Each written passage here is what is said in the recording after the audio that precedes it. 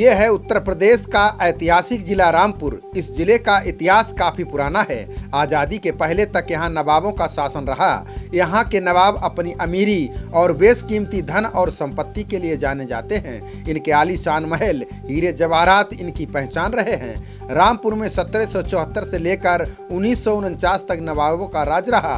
रामपुर के पहले नवाब फैजुल्ला खान और आखिरी नवाब रजा अली खां थे। आज़ादी के पहले तक रामपुर के नवाबों की अपनी फौज और खुद की अदालत हुआ करती थी। इसी रामपुर रियासत के आखिरी नवाब का बेशकीमती सिंहासन गायब हो गया है। आपने कई फिल्मों में ये बात सुनी होगी, सावधान हो जाओ मेरे पास रामपुर का चाकू है। ऐसे में आप समझ गए होंगे कि रामपुर चाकू उद्योग के लिए प्रसिद्ध है। चीनी वस्त्र और चीनी मिट्टी के बर्तन के उद्योग के लिए भी रामपुर जाना जाता है। नवाबों द्वारा बनाए गए रामपुर में अरबी भाषा का एक महाविद्यालय है। इन्हीं नवाबों की पहचान रामपुर किला, रामपुर रजा पुस्तकालय और कोठी खास बाग रामपुर के प्रमुख पर्यटन स्थलों में से एक है। रामपुर शहर की स्थापना नवाब फैजुल्लाह खान ने की थी। रामपुर इस्लामी दर्शन का महत्वपूर्ण केंद्र है। 1986 में रवि प्रकाश ने रामपुर के रत्न नामक पुस्तक लिखी, जिसमें स्वतंत्रता संग्राम, साहित्य और समाज से जुड़ी हुई 14 महान विभूतियों का जीवन परिचय लिखा गया है। रामपुर के आखिरी नवाब रजा अली खां के 16 वारिसों में संपत्ति का विवाद चल रहा है। इस संपत्ति का बंटवारा इस्लामी शरीयत के अनुसार होगा। बता दें कि नवाब रजा अली खां की संपत्ति के बंटवारे का मुकदमा वर्षों से अदालत में लंबित रहा, जिसके दशकों बाद सुप्रीम कोर्ट ने फैसला सुनाते हुए उनकी संपत्ति के मूल्यांकन का आदेश दिया है। नवाब की चल और अचल संपत्ति के मूल्यांकन के लिए जिला जज रामपुर ने कमेटियां गठित कर दी हैं। ऐसे में उनकी चल अचल संपत्ति का मूल्यांकन किया जा रहा है। इसी दौरान ये पता चला है कि नवाब रामपुर का सिंहासन गायब हो गया है। बताया जा रहा है कि इसमें बेशकीमती हीरे जवाहरात जड़े हुए थे।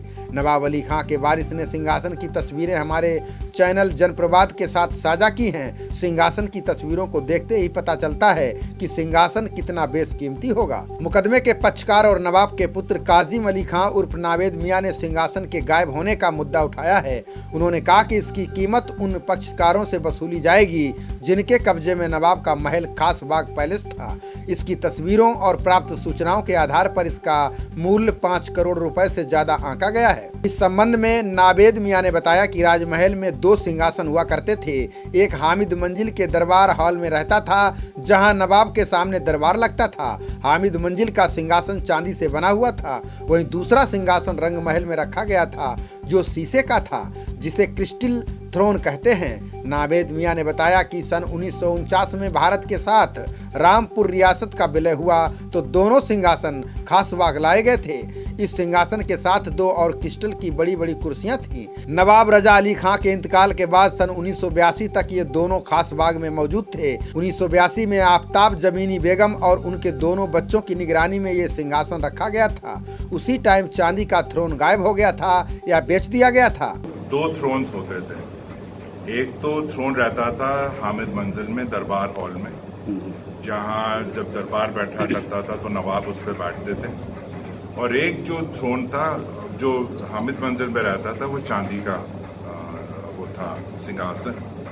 और एक रहता था रंग महल में जो शीशे का था, क्रिस्टल थ्रोन जिसे कहते थे, वो रंग महल में था। जब 1949 में मर्जर हुआ तो दोनों थ्रोन खासबाग लाए गए। एक थ्रोन को वहां रखा दरबार हॉल में जो चांदी का था, जो खासबाग में दरबार हॉल है वहां रखा गया था। और जो क्रिस्टल थ्रोन था उसे ब्लू रूम में रखा गया था। ब्लू रूम वो कमरा था जहां ज्यादातर शीशे का और चांदी का फर्नीचर रहता था। तो थ्रोन जो था, थ्रोन के साथ एक फुटस्टूल भी था जो क्रिस्टल का था और 2 क्रिस्टल की बड़ी बड़ी कुर्सियां थी। ये 4 का सेट था जो हम साथ ही रहता था। तो 1949 में वो दोनों यहां लाए गए। फिर over a period of time, सालों, नवाब रजा अली खां के इंतकाल के बाद सन 1982 तक तो ये 2 मौजूद थे खासबाग में। दोनों, जो चांदी का थ्रोन था और क्रिस्टल का, दोनों मौजूद थे। फिर क्रिस्टल का थ्रोन ब्लू रूम से लाकर और दरबार हॉल में रख दिया खासबाग के। और चांदी का थ्रोन गायब। या तो उसको ये सारी चीजें 1982 के बाद हुई, मुर्तजा अली खां के इंतकाल के बाद। उसके बाद आफ्ताब जमानी बेगम और उनके दोनों बच्चे थे जिनकी निगरानी में ये सारा था।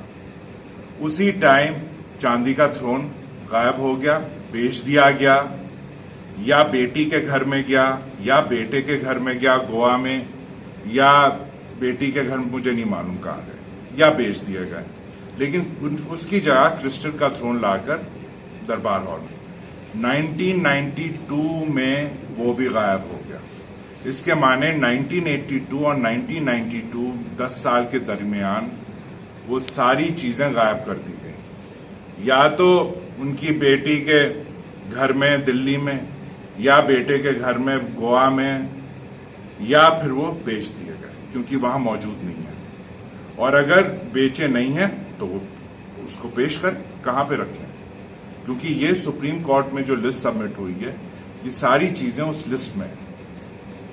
इसकी वैल्यूएशन 5 इसकी इवैल्यूएशन इसकी इवैल्यूएशन की गई है 5 करोड़, जो मुझे लगता है वो भी कम है, लेकिन बहरहाल वो उसकी इवैल्यूएशन की गई है। और सुप्रीम कोर्ट के ये आदेश हैं कि हर अगर एक पिन भी है जो लिस्ट में है उसकी कीमत भी इन दोनों भाई बहन के शेयर में से डिडक्ट की जाएगी अगर वो मौजूद नहीं है। और इनके घर हैं, उनकी मुर्तजा अली खां की बेटी का घर है दिल्ली में, बेटे का घर है गोवा में। या तो खासबाग का सामान खाली करके वहां ले गए, लेकिन जो जो चीजें लिस्ट में वो उन्हें दिखानी पड़ेंगी, और अगर नहीं दिखाएंगे तो उसकी वैल्यू उनके शेयर में से डिडक्ट। मैटर ये सब जुडिस था ये जी, तो ऐसे में कोई चीज गायब होती है तो ये तो इलीगल है, इलीगल है। और इसमें जो इसका वो इसलिए इनकी गलत फहमी थी, इन माँ और दोनों बच्चों की गलत फहमी थी कि हम तो ये मुकदमा जीत ही जाएंगे, तो अभी इसको गायब करो, बेचो, अपने घर में लगाओ, किसी को दे दो, बर्बाद कर दो। जनाना इमाम बाड़ा जो बिल्कुल बराबर में, वो भी इसी तरह बर्बाद हुआ। इनकी कोई रामपुर में कोई भी प्रॉपर्टी जो इनके निगरानी में थी, हर प्रॉपर्टी बर्बाद है। सिंहासन की खासियत क्या थी, क्या खूबसूरती थी? वो वहां वो गद्दी थी, वो तो नवाब जो रईस थे उनकी गद्दी थी, जो दरबार हॉल है हामिद मंजिल का, जहाँ उनकी आज तस्वीर है नवाब राजा अली खां, उसके नीचे ही तो ये थ्रोन रहता था, और नीचे सर दरबार होता था। औरतों का जो जनाना था वो ऊपर था, नीचे दरबार होता था।